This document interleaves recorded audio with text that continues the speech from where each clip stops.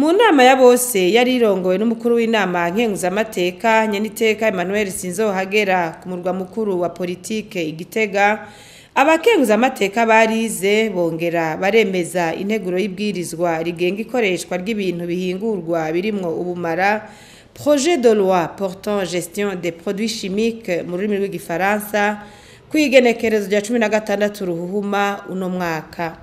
Umushikiranganji w'uburimyi, ubworozi n'ibidukikije Deogide Rurema niwe yari yaserukiye leta kugira ngo ashikirize imvo n'imvano iyo nteguro y'ibwirizwa. Zimwe mu nsiguro yatanze uwo mushikiranganji yamenyesheje ko mu Burundi vyari nkenerwa ko hajaho itegeko rigenga ikoreshwa ry'urudandazwa rw'ibintu bihingurwa biri mu bumara kuko bibangamira amagara y'abantu n'ibidukikije. Muri ivyo bihingurwa biri mu bumara yatanze uturorero tw'ibitoro, amavuta y'amamoteri n'amarangi yo gusiga amazu. Uburundi burakoresha ibintu bihingurwa birimwo ubumara mu bisata byinshi by'igihugu, kandi nka byose tukaba tubikura hanze y'igihugu. Uko rero iterambere rigenda ryiyongera mu gihugu niko n'ivyo bintu bitera biba byinshi. Muri ivyo harimo nk'akarorero ibitoro dukoresha mu kuyunguruza cyangwa dukoresha umuyaga nkuba, amavuta dukoresha mu mamoteri, mu mahinguriro, amarangi atandukanye n'ibindi byinshi tutadondaguye ngaha. Ikoreshwa rero ryavyo co kimwe n'ibisigarira byavyo riguma ryibonekeza ku bwinshi, kandi mu Burundi atategeko ribigenga rihari. Kubirangura, kubidandaza canke kubikoresha mu kinyegero birafise ingaruka mbi ku magara y'abantu, eka nayo ibikoko hamwe n'ibidukikije. Kubera ko irangurwa idandazwa ryavyo ritagira amategeko, ntiduheza ngo tumenye ubwoko canke igitigiri c'ivyo dukoresha cangwe vyinjira ngaha mu Burundi.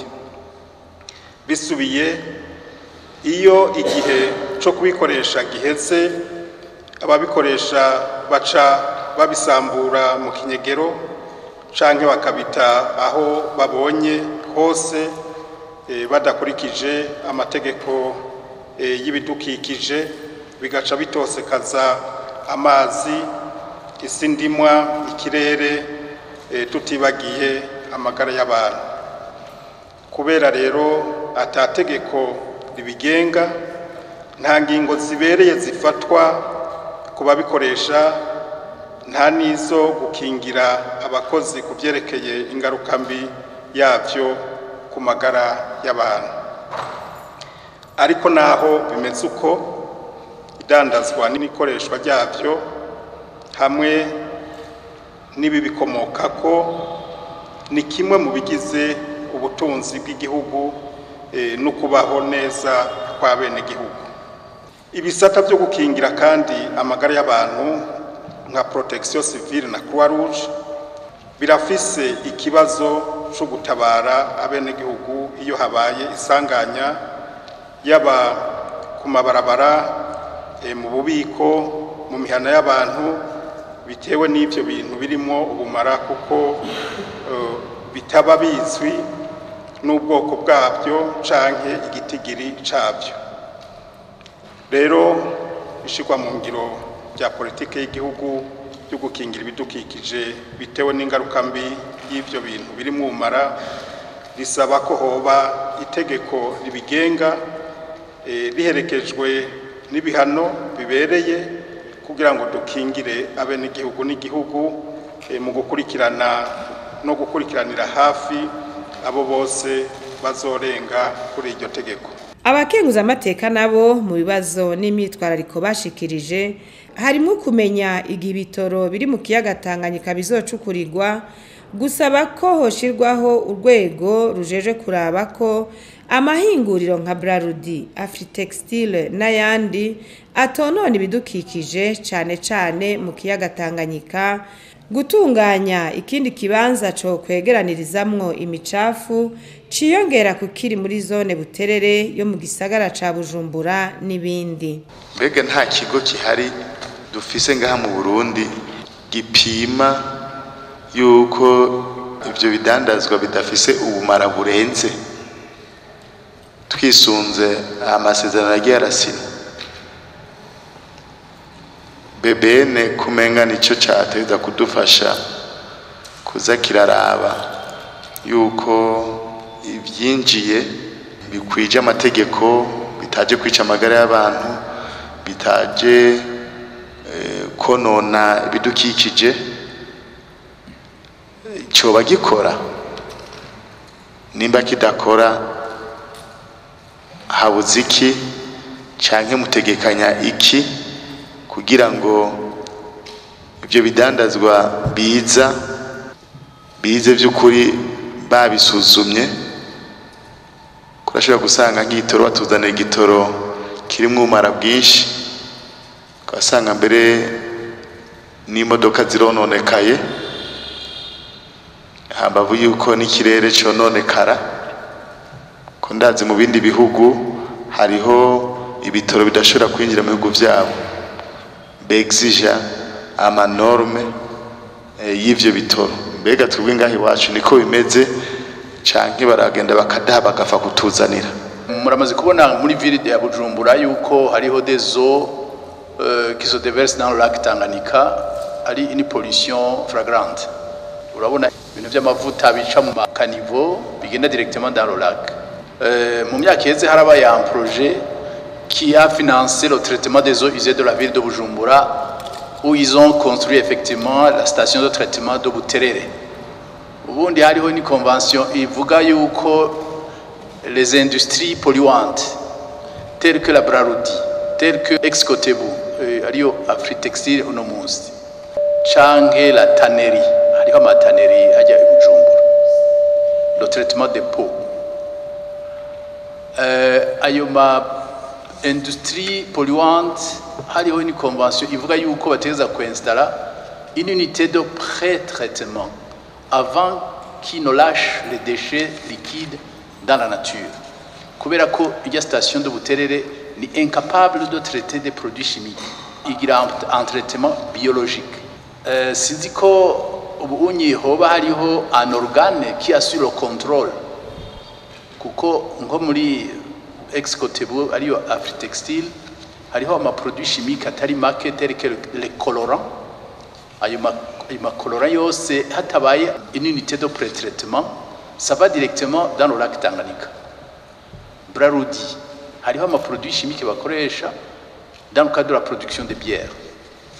Ayo ma produits yose agenda dans le lac Tanganyika si ata unité de pré-traitement bafise. La tannerie, ayo ma tannerie yose la même chose, kugira ngo ba traite zya les peaux bakoresha ama produits chimiques akaze.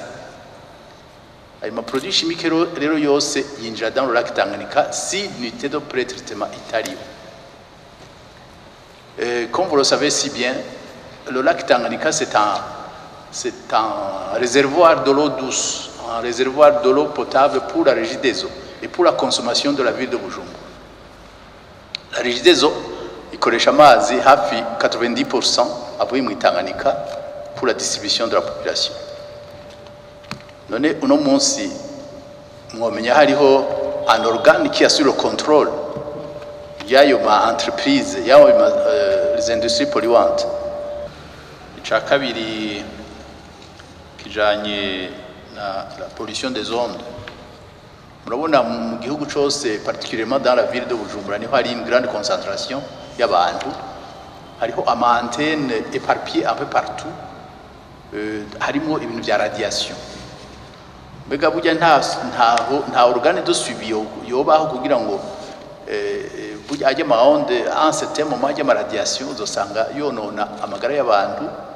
Tuzi kubimenya twaratevye, muribuka ibintu byabaye au niveau de Chernobyl, abantu bagiye kumenya abantu batikiye ibyo bintu rero byajya antene akwiragiye muri ville usanga bashinze antene iruhande y'urupangu rw'abantu hirya no hino ni ibintu bikeneye une surveillance ikwiye.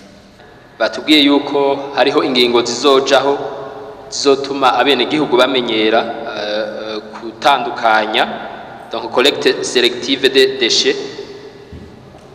Nagomba kubaza kuko zone de décharge yo mu Buterere sinzi ko igifunctiona kuko umengo n'ukurengerwa yararengewe ugasanga n'abantu baragiye kuyubaka ha ruhande. Hariho umugambi wo kubaka iyindi zone de décharge wigeze kuba umengo yari financement ya Hollande, uwo mugambi umengo warahagaze. Nagomba kubazanya kubaha mushikiranganje yuko uwo mugambi yuko batategekanya ko boraba ingene bo buvyura kugira ngo haboneke zone de décharge kandi iri mu kibanza ciza ahantu hategereye abenegihugu. Ngaha bavuze amahinguriro ko ariyo cane cane usanga yonona ibinyabuzima, mugabo turasanga nkuko babivuze hariho amaproduits chimiques menshi usanga la manutention au niveau du port itagenda neza ugasanga birasesetse. Byarashitse muri imyaka iheze aho twaciye dusanga ifi ziriko zirareremba, amaturavye bisiguye bavuga ko ari byo byavanye ahandi, mugabo dusanga dupimye amazi yinjira kuri port nta na hamwe byari biri.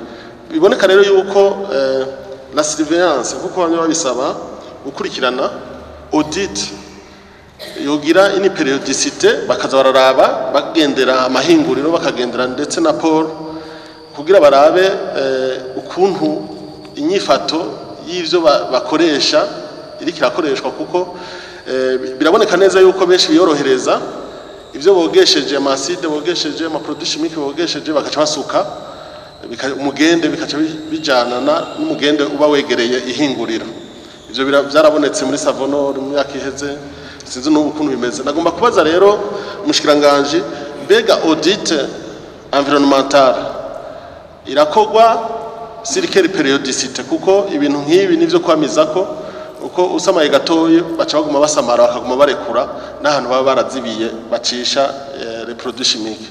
Umushikiranganje Deogide Rurema yaratanze umuco ku bibazo n'imyitwarariko vy'abakenguza amateka.